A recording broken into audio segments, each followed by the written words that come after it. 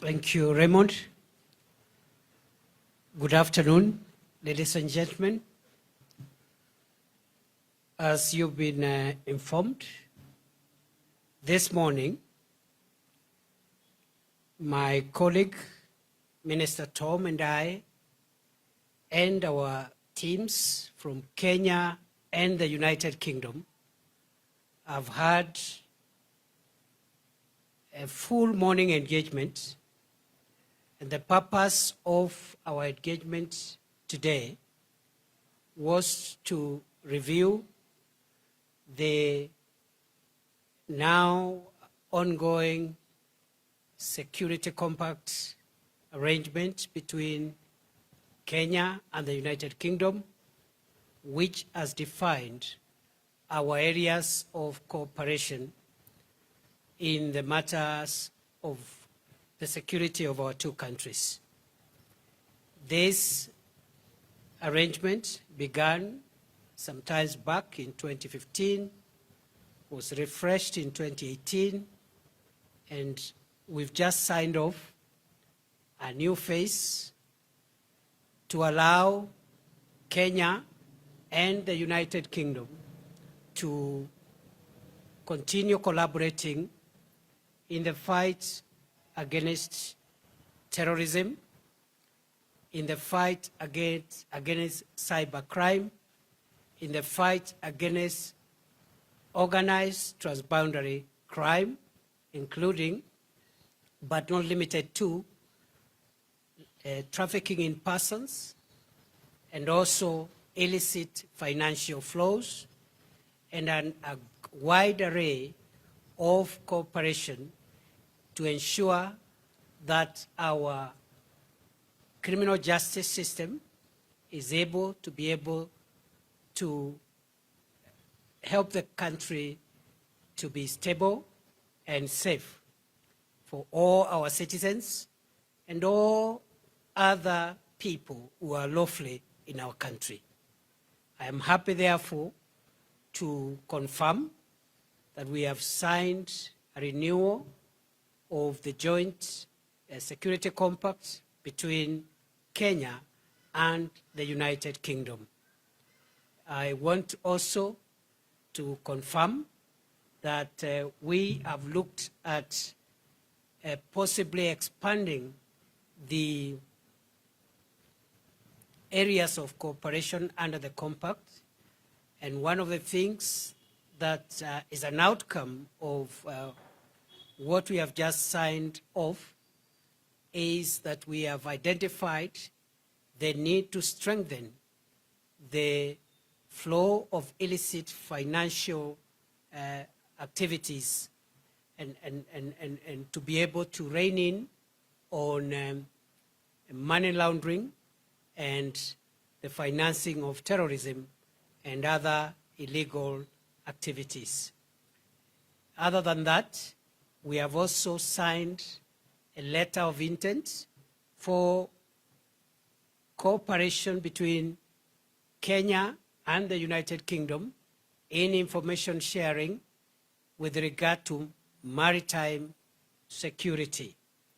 And therefore, going forward, our teams will be finalizing on the action plan so that our two countries can collaborate in enhancing maritime security by sharing information and learning from the experiences of each other.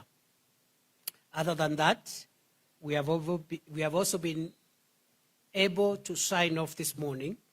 Approach will be to continue strengthening the ordinary day-to-day policing activities, but at the same time, we want to continually develop the capacity of our tactical specialized units within the National Police Service that help us to combat, to detect, and also combat complicated and sophisticated criminal activities, including the cattle rustling and banditry, terrorism, and also money laundering.